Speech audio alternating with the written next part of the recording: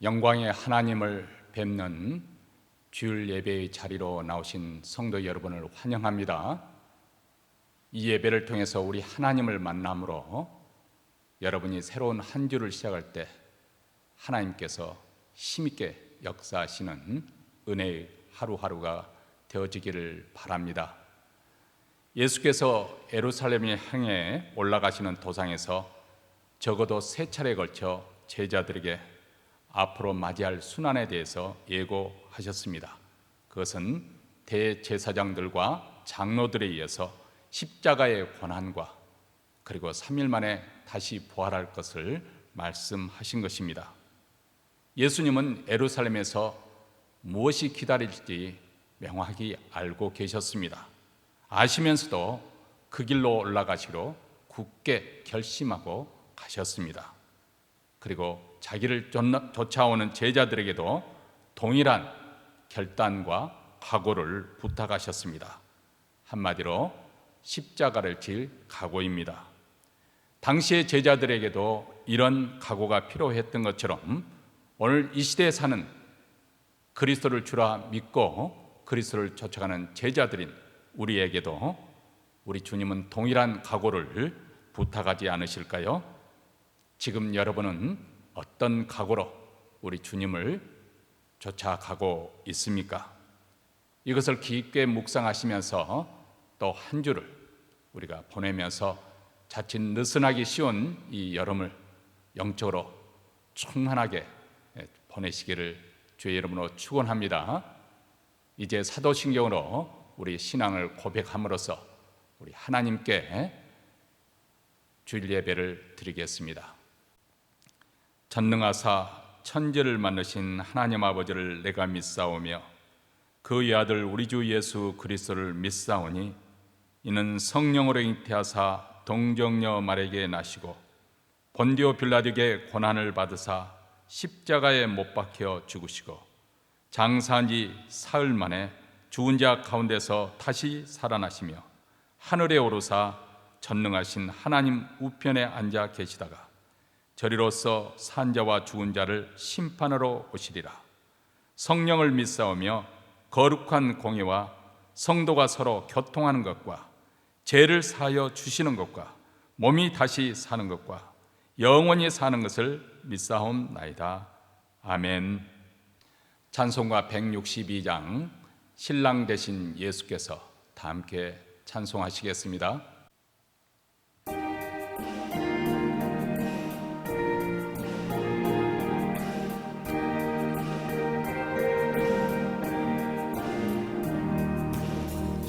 신랑 되신 예수께서 다시 오실 때 밝은 등불 들고 나갈 준비됐느냐. 그날 밤에 주님 맞을 등불이 준비됐느냐. 예비하라 우리 신랑 예수 오실 때 밝은 등불 손에 들고 기쁨으로 주를 맞겠네. 주를 나와 맞으라는 소리 들릴 때 기뻐하며 주를 맞이할 수 있느냐. 그날 밤에 주님 맞을 등불이 준비됐느냐. 예비하라 우리 신랑 예수 오실 때 밝은 등불 손에 들고 기쁨으로 주를 맞겠네. 항상 깨어 기도하며 거룩한 기름 준비하지 않고 주를 맞지 못하리. 그날 밤에 주님 맞을 등불이 준비됐느냐.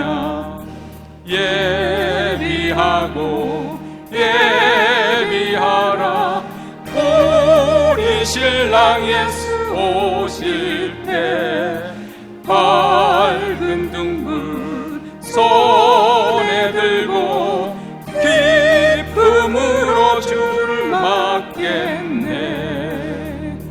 그날 밤의 영화로운 혼인 자리에 기뻐하며 할렐루야 찬송 부르리.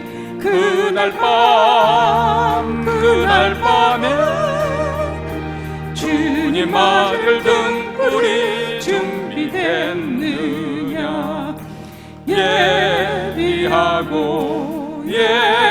예비하라. 우리 신랑 예수 오실 때 밝은 등불 손에 들고 기쁨으로 주를 맞겠네.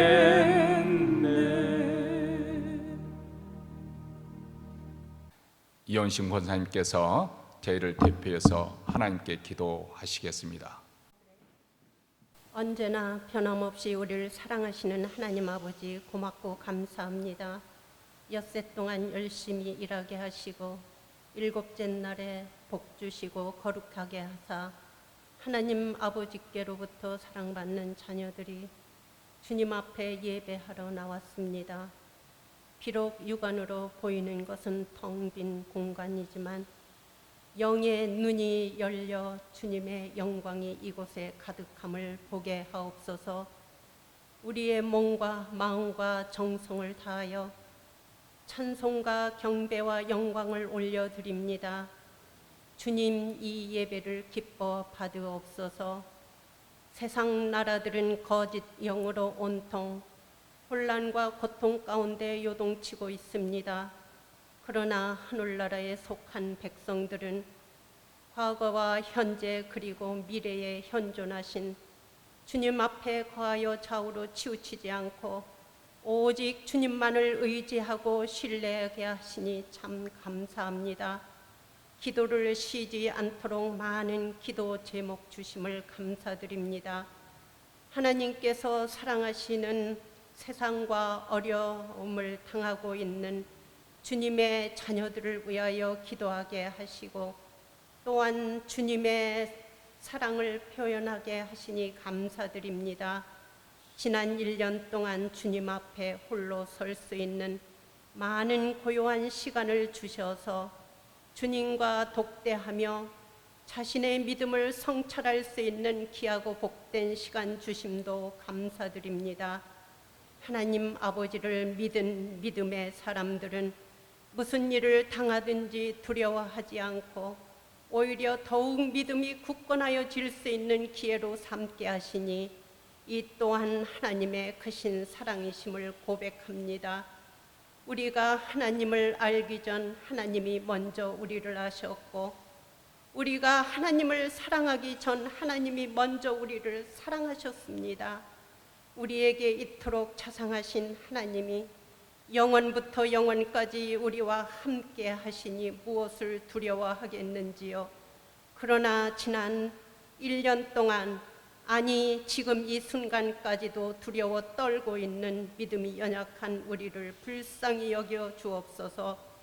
아버지의 자녀들에게 이 거칠고 부패한 세상을 믿음이 연약한 우리를 무엇을 두려워하겠는지요. 그러나 지난 1년 동안 아니 지금 이 순간까지도 두려워 떨고 있는 믿음이 연약한 우리를 불쌍히 여겨 주옵소서.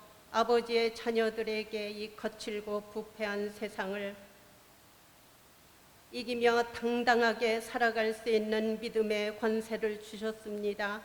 그럼에도 불구하고 막상 시련을 당하면 하나님이 주신 믿음의 도구를 무기로 사용하지 못하고 있는 우리를 긍휼히 여겨 주옵소서. 우리가 믿은 하나님이 참 사랑이십니다. 누가 우리를 그리스도의 사랑에서 끊을 수 있겠습니까? 혼란이나 곤고나 핍박이나 기근이나 적신이나 위험이나 칼이랴 하신 하나님, 이 모든 일에 우리를 사랑하시는 이로 말미암아 이 세상을 넉넉히 이기게 하시오니 두려워하지 않게 하옵소서.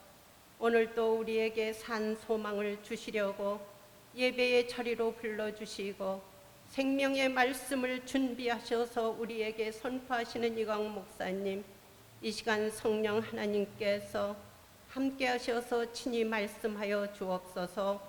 늘 주님의 사랑 안에서 믿음으로 기도하실 때 영적 깊은 세계로 인도하시고 하늘의 능력을 덧입혀 주옵소서. 우리에게 약속하신 재림의 그날을 바라며 인내하게 하시고 소망 가운데 살게 하옵시기를 참으로 원합니다. 우리의 기도를 받으시는 아버지 감사합니다. 몸도 마음도 연약하고 아버지를 믿은 믿음까지도 흔들리는 혼란한 이때에 하나님 아버지께 임재 안에서 아버지께 향한 거룩하고 활기찬 예배가 다시 회복되기를 간절히 소원하며 한결같이 우리와 함께 하시는 예수님의 귀하신 이름 받들어 진심으로 기도드립니다. 아멘.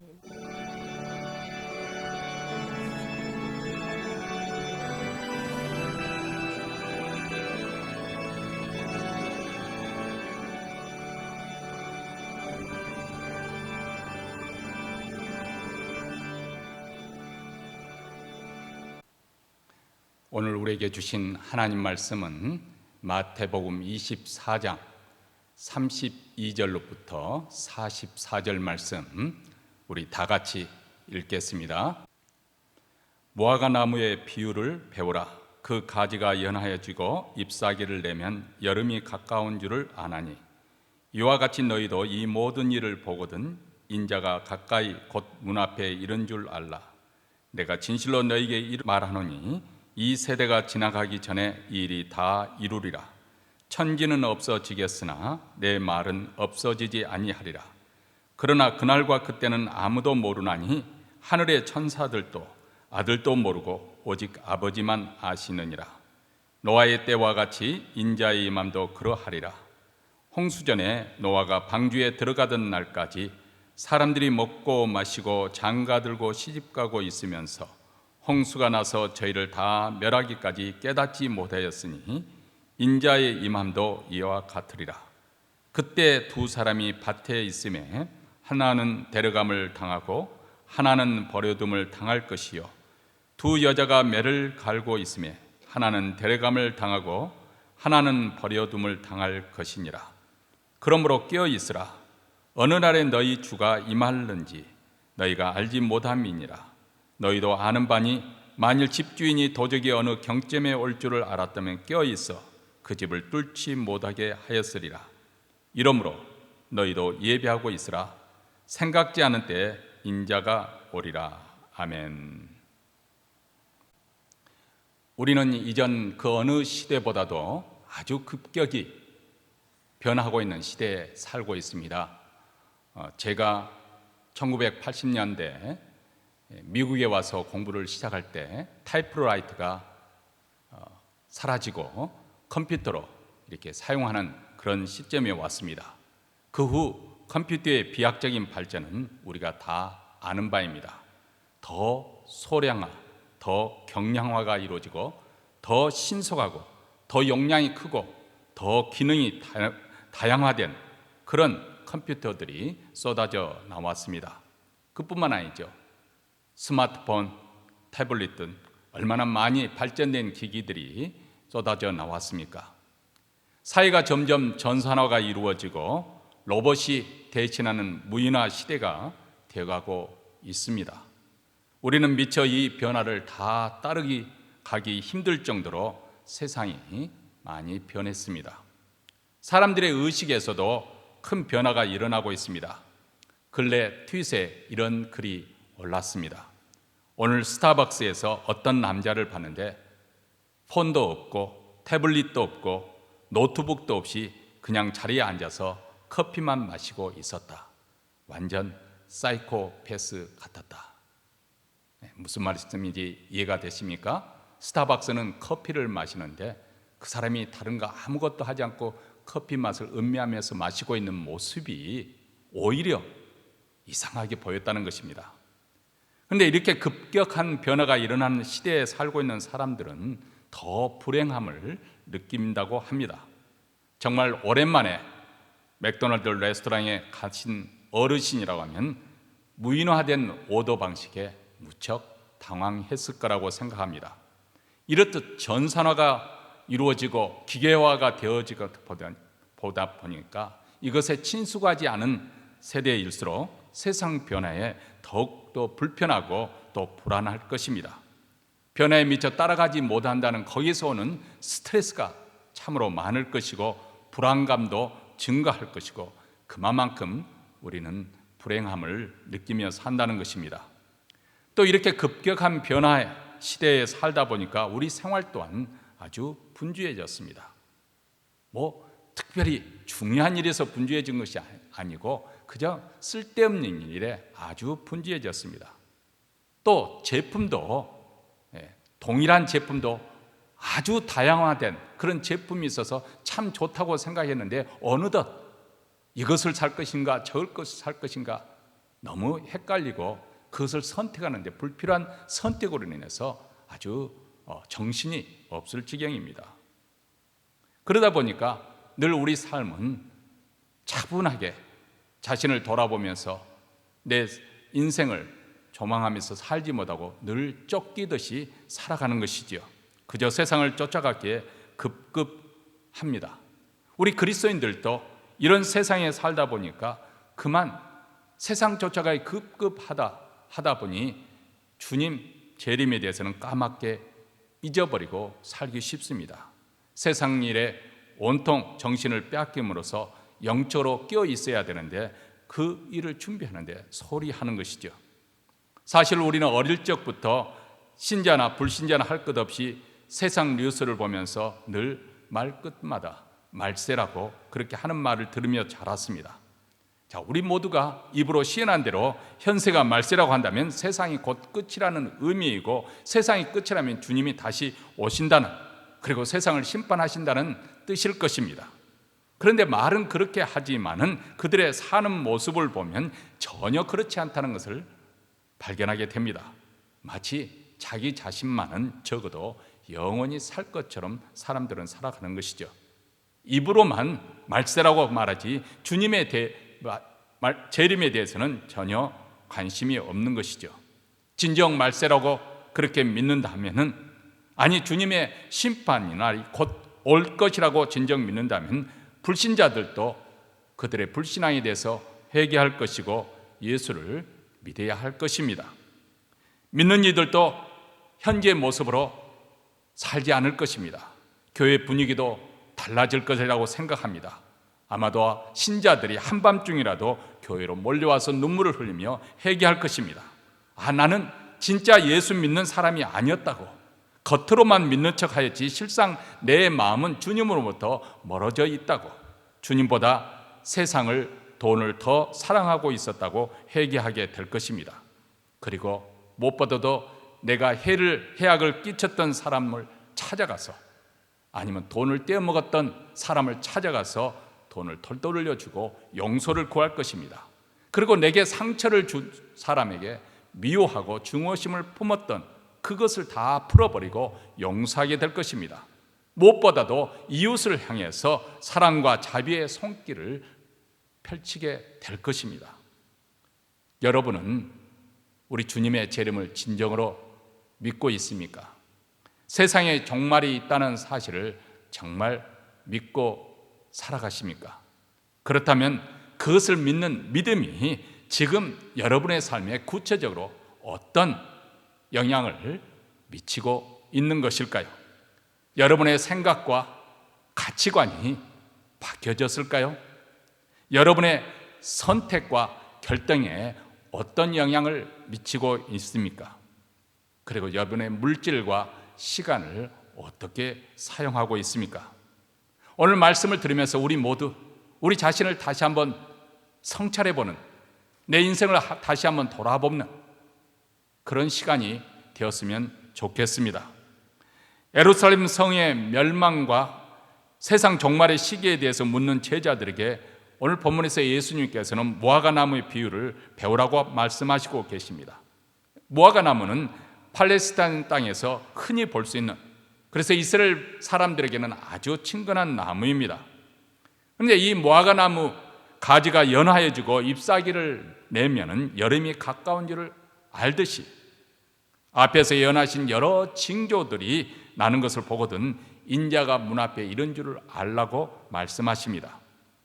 여러분, 종말이 다가갈수록, 종말이 가까이 올수록 나라와 나라, 민족과 민족이 대결하고 대적해서 싸울 게 될 것이고, 도처에 지진이 나고 기근이 심하고 믿는 이들에게 핍박이 있고 불법이 성하여 사랑이 식고 거짓 그리스도, 거짓 선지자들이 출현해서 여기 있다 저기 있다 그렇게 사람들을 미혹하게 할 것이다. 심지어는 그들이 기적과 이적을 통해서 믿는 자들까지 현혹하게 될 것이고, 심지어는 교회마저도 통째로 배도하는 일이 일어나게 될 것입니다. 그리고 마지막으로 우주 전체가 흔들리는 큰 변동이 일어날 것을 우리는 지난 시간에 공부하였습니다. 이런 일련의 징조들이 계속되어지면 우리 주님께서 가까이 와 계신 것을 알라는 것입니다. 물론 세상 사람들의 이런 징조를 보면서도 이것이 무엇을 의미하는지 알지 못하기 때문에 그저 두려워하고 또 공포심에서 우왕좌왕 그리고 갈팡질팡하게 될 것입니다. 아니, 불법을 행하는 자들은 더 심하게 악해질 것입니다. 그러나 우리 주님의 재림을 기다리는 성도들은 그런 징조들을 볼 때 우리 주님이 머지않아 오시겠구나, 우리 주님이 곧 오시겠구나, 임박했구나 하고 알게 된다는 것입니다. 33절에 이와 같이 너희도 이 모든 일을 보거든 인자가 가까이 곧 문 앞에 이른 줄을 알라, 그렇게 말씀합니다. 문 앞에, 아주 임박해 있다는 것입니다. 지금 주님이 어디 계십니까? 문 앞에 계신다. 이 말은 여러분의 마음, 그 문 앞에 계신다는 의미도 되겠습니다. 마음의 문을 열기만 한다면 우리 주님은 우리 마음에 들어오셔서 우리와 더불어 먹을 것이고, 그래서 우리와 예수 주님과의 깊은 그런 교제의 삶을 살게 될 것입니다. 그런데 이 주님의 부드러운 초청을 거부한다면 우리 주님은 심판의 문 앞에서 여러분을 만나게 될 것입니다. 여러분은 어느 쪽에 서 있습니까? 이것을 의심하는 자에게 34절에서 이 세대가 지나가기 전에 이 일이 다 이루리라 이렇게 말씀합니다. 사실 종말에 관한 그런 말씀하는 중에 이 구절이 들어있기 때문에 문맥 흐름상 해석하기가 조금 어려울 수가 있습니다. 왜냐하면 이 세대가 지나가기 전이라고 그렇게 말씀하였지만 이후로 벌써 2000여 년이나 세월이 지나갔는데 아직까지 주님이 오시지 않았거든요. 그렇다면 이 구절은 아마 마태 저자가 무엇을 염두에 두었을까요? 로마 군대에서 예루살렘 성과 성전의 파괴에 대한 예언이 성취된 것으로 해석할 수 있지 않겠습니까? 이 말씀을 하신 시점으로부터 40년이 지난 주 70년에 이 말씀대로 다 성취되었기 때문에 그렇습니다. 마태 기자는 이 구절을 그렇다면 왜 이 종말에 일어날 그 구절 문맥 속에 이 구절을 삽입하였을까요? 아마도 저자 마태는 예루살렘 성이 무너졌듯이 우리 주님의 재림도 필연적으로 일어난다는 사실을 강조하기 위함일 것입니다. 어떤 이들은 이 세대가 다 지나갔는데도 불구하고 주님의 재림이 없다고, 주님의 재림이 공수표라고 그렇게 말하는 자들이 나오게 될 것입니다. 인내하지 못하고 재림의 소망을 포기해버리는 자들입니다. 그래서 35절에 주님은 다시 한 번 더 강조를 합니다. 천지는 없어지겠으나 내 말은 없어지지 아니하리라. 종말에는 결국 이 세상 옛 땅과 옛 하늘은 없어질 것입니다. 그러나 우리 주님이 약속하신 말씀, 예언하신 이 말씀은 그대로 성취될 것이라고 말씀하고 있습니다. 사도 베드로는 베드로후서 3장 8절로부터 10절에서 이렇게 말씀합니다. 사랑하는 자들아, 죽게는 하루가 천년 같고 천년이 하루 같은 이 한 가지를 잊지 말라. 주의 약속은 어떤 이에 더디다고 생각하는 것 같이 더딘 것이 아니라 오직 너희를 대하여 오래 참으사 아무도 멸망치 않고 다 회개하기에 이르기를 원하시느니라. 그러나 주의 날이 도적같이 오리니 이렇게 말씀하고 있습니다. 우리 생각에는 주께서 다시 오시겠다는 약속이 더디 이루어지고 있다, 그렇게 생각할 수가 있습니다. 그러나 하나님의 시간의 차원은 우리 인간의 시간의 개념과는 다르다는 것입니다. 하루가 1000년 같을 수 있고 1000년이 하루 같을 수 있습니다. 우리 하나님은 과거나 현재나 또 미래, 그것을 동시에 마치 현재처럼 보실 수 있는 분이 우리 하나님입니다. 하나님은 영원하시기 때문에 그렇습니다.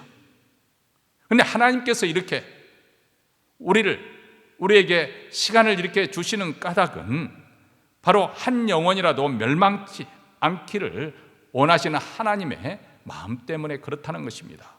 회개하여 돌아오기를 오래 참고 기다리신다는 것입니다. 그런데 그날은 반드시 올 것입니다. 왜냐하면 우리 하나님은 공의로우신 하나님이시기 때문에 시작이 있으면 그것을 매듭을 지으실 것입니다.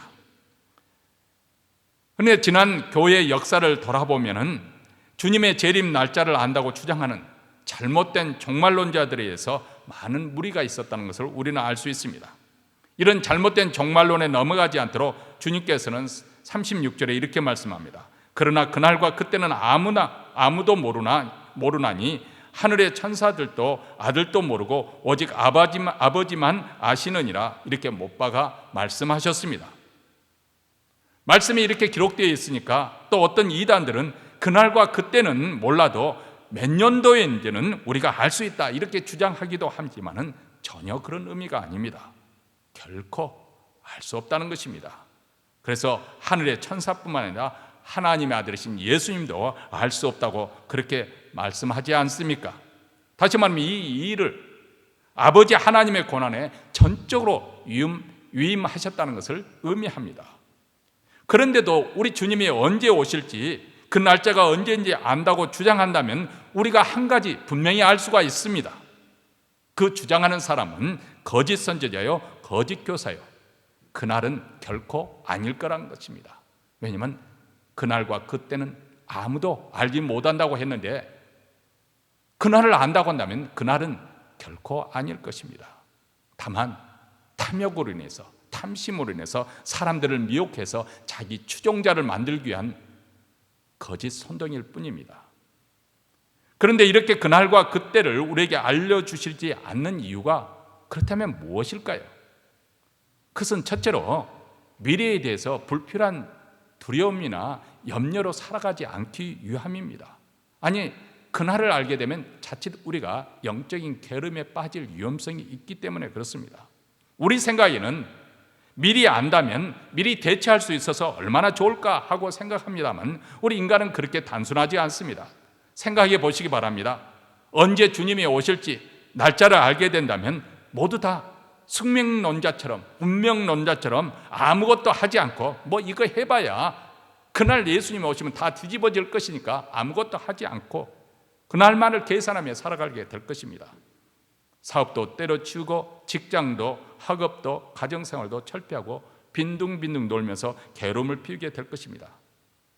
아니라고 한다면 인생을 실컷 즐기다가 그날이 되면 회개하면 되지 않겠는가, 이렇게 안일하게 살다가 결국 서서히 악의 구렁텅이에 빠지고 말 것입니다. 그래서 하나님께서는 우리에게 그날을 알 수 없게 하시는 것이죠. 오직 우리로 하여금 하나님만을 의지하며 살도록 하기 위함입니다. 언제 주님이 오실지 우리는 알지 못합니다. 그렇기 때문에 장래 일은 하나님께 맡기고 오늘 우리는 최선을 다하며 사는 것입니다. 오직 하나님만을 의지하고 또 그분을 신뢰하고 믿음으로 살라는 의미가 여기에 담겨 있는 것입니다. 그런데 이단들의 잘못된 이런 종말론의 선동으로 인해서 많은 사람들이 이제는 종말이라는 말만 들어도 알레르기 반응을 보입니다. 거부하고 있습니다. 심지어는 교회 안에서도 이것에 대해서 말씀드리면 조금 이상하게 부담스럽게 생각을 하는 것이죠. 그만큼 이 종말에 관해서 또 주님의 재림에 대해서 무관심하고 있는 것이죠. 이게 바로 사단이 노리고 있는 전략이 성공한 것이죠. 그래서 우리 믿는 자들도 주님의 재림에 대해서 미처 생각하지 않고 살아가는 이들이 의외로 많습니다. 마치 이 세상이 끝나지 않을 것처럼, 영원히 계속될 것처럼, 이 세상 일에 목을 매며 살아가는 것이죠. 예수님께서는 그래서 37절에 우리에게 이렇게 말씀하고 있습니다. 노아의 때와 같이 인자의 임함도 그러하리라. 하나님께서는 노아의 때에 노아로 하여금 방주를 짓게 하심으로써 그 시대 사람들에게 홍수의 심판이 있을 것을 명백하게 경고를 하셨습니다. 무려 120년 동안 그 방주를 짓는 동안 계속해서 그 시대 사람들에게 경고를 하셨습니다. 그런데 사람들은 그것을 믿지 않았었고 관심조차 두지 않았습니다. 오히려 햇빛이 쨍쨍함에도 방주를 짓고 있는 노아와 노아 가족을 향해서 많이 비웃었을 것입니다. 그래서 38절에 노아가 방주에 들어가던 날까지 사람들이 먹고 마시고 장가들고 시집가고 있으면서 홍수가 나서 저희를 멸하기까지 깨닫지 못하였으니 인자의 임함도 이와 같으리라, 이렇게 말씀합니다. 자, 여기서 우리는 이 구절을 잘못 이해해서는 아니 됩니다. 예수님은 먹고 마시고 장가들고 시집가는 것이 잘못된 일이라는 뜻으로 말씀하고 계시는 것이 아닙니다. 왜냐하면 노아도 그리고 그 가족들도 당연히 먹고 마시고 시집가고 장가가서 그래서 8명이 구원받았지 않았습니까? 그렇게 다른 사람들처럼 노아 가족도 그렇게 살았습니다. 일상생활을 다 했습니다. 그런데 거기에만 몰두해서 정신을 몰두한 나머지 심판에 대해서 무관심하거나 무시하지 않았다는 것입니다. 오히려 홍수에 대비해서 오늘을 살았다는 것입니다. 우리도 그렇습니다. 우리도 세상 사람들처럼 먹고 마시고 시집가고 장가도 갑니다.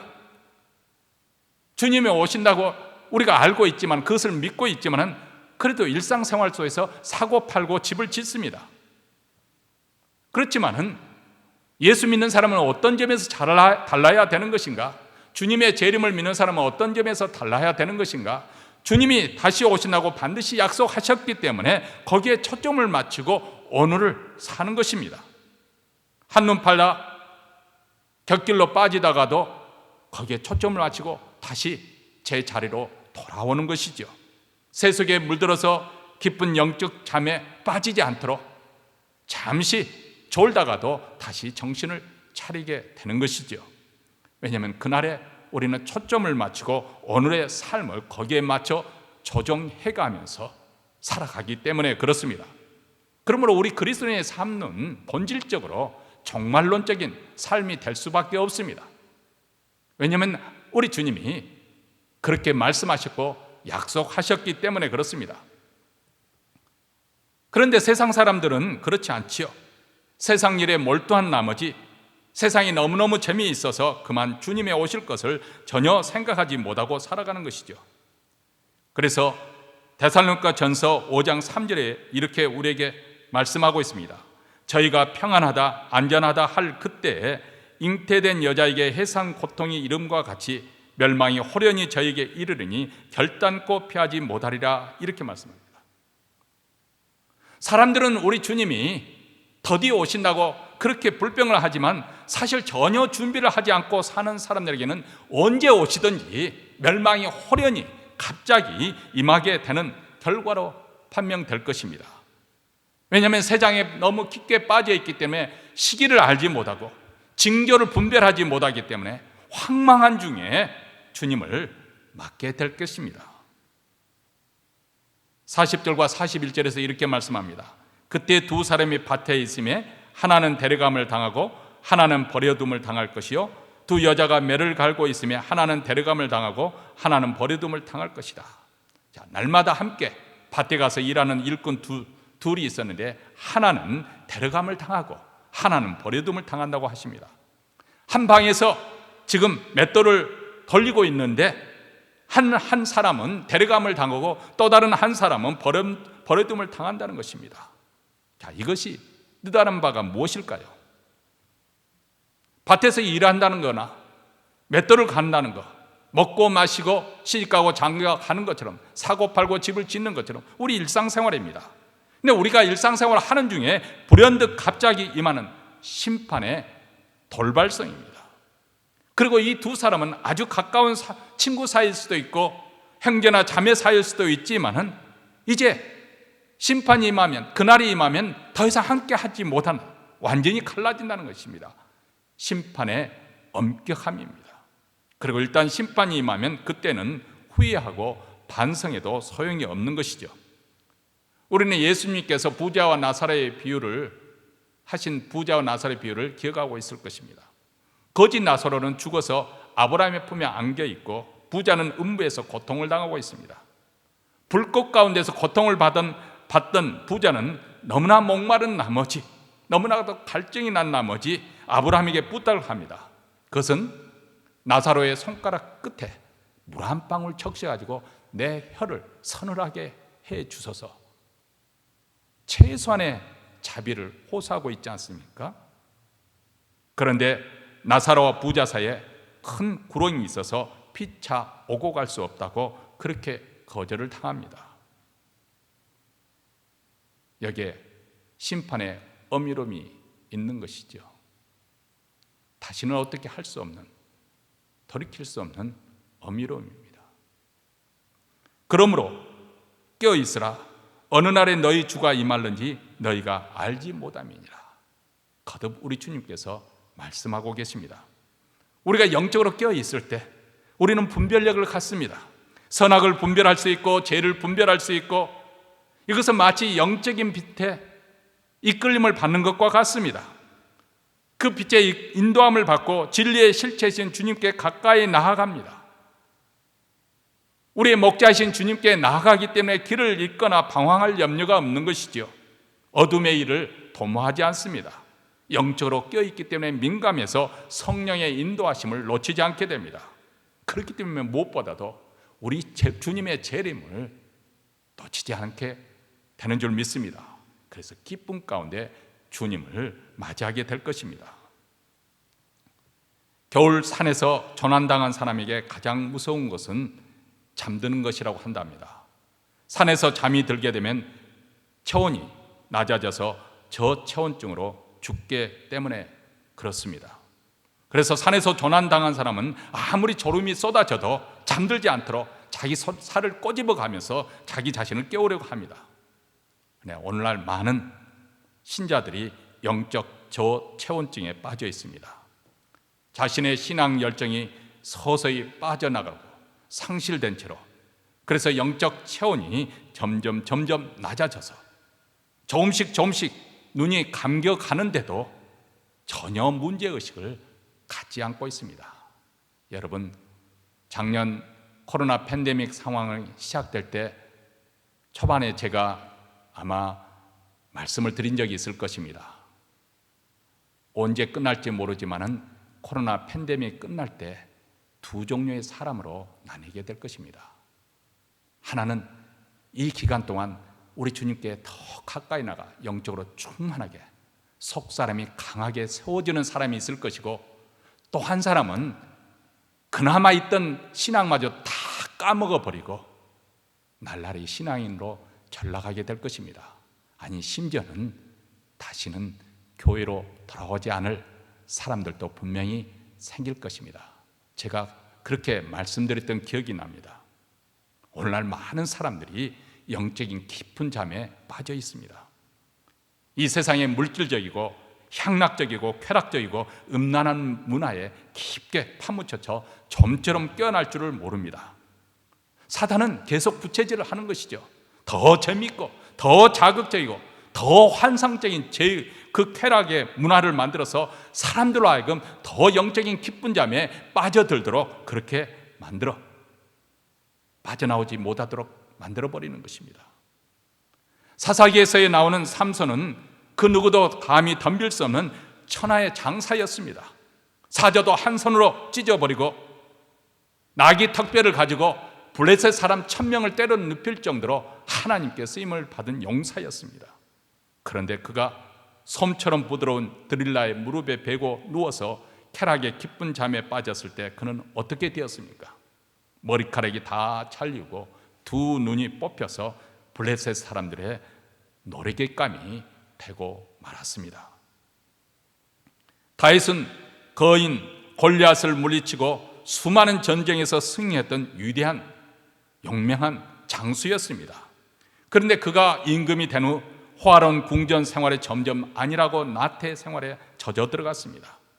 그날 또 그는 새벽 기도에 빠진 채 아침 묵상도 하지 않은 채 오후 늦게까지 늘어지게 잠을 자고 일어나서 그러다가 바람을 쐬다가 못 볼 것을 보고 음행과 살인, 교사죄에 빠져서 피눈물 나는 대가를 지불하지 않았습니까? 그래서 사도 바울은 우리에게 경고를 하고 있습니다. 또한 너희가 이 시기를 알거니와 자다가 깰 때가 되었으니 이는 이제 우리의 구원이 처음 믿을 때보다 가까웠음이니라. 어떻게 우리가 영적으로 깨어 있을까요? 우리 주님께서 주님의 재림에 대해서 말씀하시면서 깨어 있으라고 말씀하시는데 어떻게 하면 우리가 영적으로 깨어 있을까요? 그 비결은 항상 기도하는 데 있습니다. 여러분은 어떻습니까? 기도하고 계십니까? 항상 기도하십니까? 항상 기도하라는 말씀은 24시간 기도만 하라는 말씀이 아닙니다.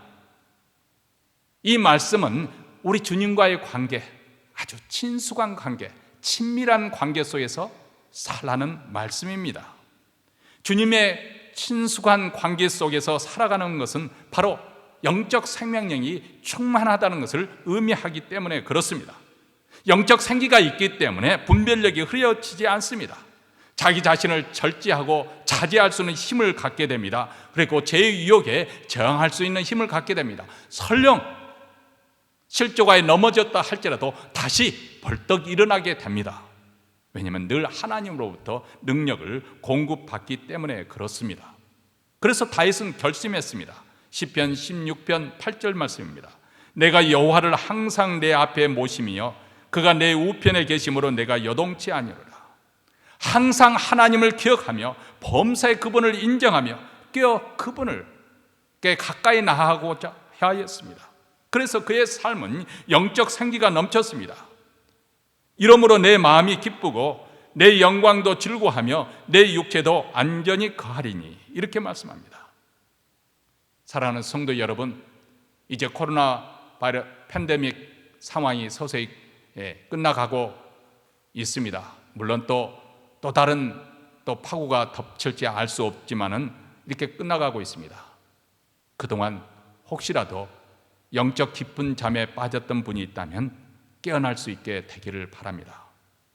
기도 생활도 말씀도 멀리해서 영적으로 녹슬어있다면 회개하셔야 됩니다.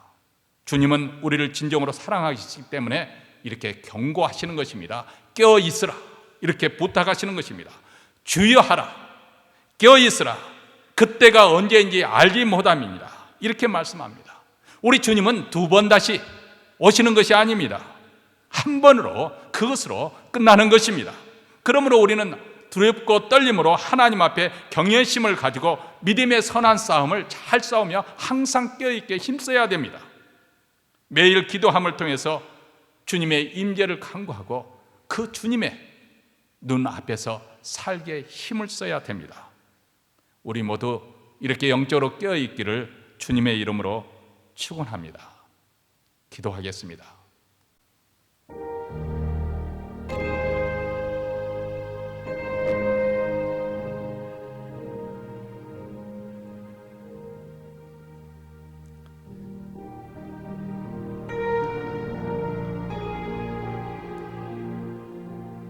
사랑하는 성도 여러분, 코로나 팬데믹 상황이 지나는 동안 여러분의 믿음은 처음보다 더 강해졌고 튼튼해졌고 견고해졌습니까? 아니면 하나님의 존재가 점점 더 심해지고 신앙생활이 거추장스럽습니까? 예배를 드려도 형식적으로 기계적으로 드리고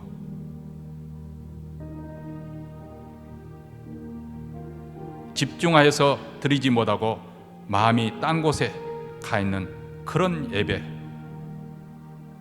그리고서도 내가 예배를 드렸다고 그렇게 스스로 만족하고 있지는 않습니까? 깨어나시기 바랍니다. 회개하고 돌이키시기 바랍니다. 주님이 임박했습니다. 주님이 한 번 오시면은 그것으로 끝입니다. 두렵고 떨림으로 하나님 앞에 서시기 바랍니다.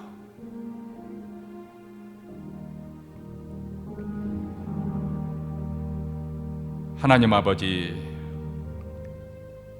오늘 말씀을 통해서 다시 한번 우리 삶을 조망해보고 또 우리 인생을 깊게 성찰해 볼 수 있는 시간이 되게 하여 주셨습니다. 정말 내 안에 무엇이 있는지, 주님을 사랑하고 있는 것인지, 아니면 주님에 대해서 점점 더 식어 냉담해지고 있는 것인지, 오 주님, 성령께서 우리 마음을 흔들어서, 우리 영혼을 흔들어서 각성시켜 주시고 정신 차리며 살 수 있도록 도와주시옵소서. 이 세상이 영원하지 않을 것이고 우리 생명도 영원히 이 땅에서 살지 못할 것입니다. 그리고 주님께서는 우리에게 분명히 말씀하셨습니다. 다시 오실 것을. 그날을 바라보면서 오늘 거기에 맞춰 사는 우리 모두 지혜가 있게 하옵소서. 이제 예배 순서대로 준비한 예물을 가지고 하나님 앞에 나와 바칩니다. 세상 사람들은 재물을 쌓기에 분요하고 그것 때문에 사람들 생명까지 빼앗는 엄청난 악한 일들이 일어나지만은 우리는 돈의 노예가 아니라 하나님이 우리 주인이시고 그리고 하나님 나라가 우리 것임을 인정하는 그 믿음을 가지고 하나님께 바쳐드립니다. 이 예물이 쓰는 것마다 복되신 우리 주님이 다시 오시는 이 재림의 소망이 땅끝까지, 특별히 고통 가운데 있는 우리 북한 동포에까지 전파되게 하여 주시고 주의 교회로 하여금 사명 잘 감당하는 교회, 껴있는 교회가 되게 하옵소서. 오늘 말씀을 듣고 또 하나님께 믿음으로 바치는 모든 성도들, 그 가정마다 우리 하나님께서 은혜 위에 은혜를 더하여 주셔서 예수를 잘 믿는 가정과 가문이 되도록 축복하여 주시옵소서.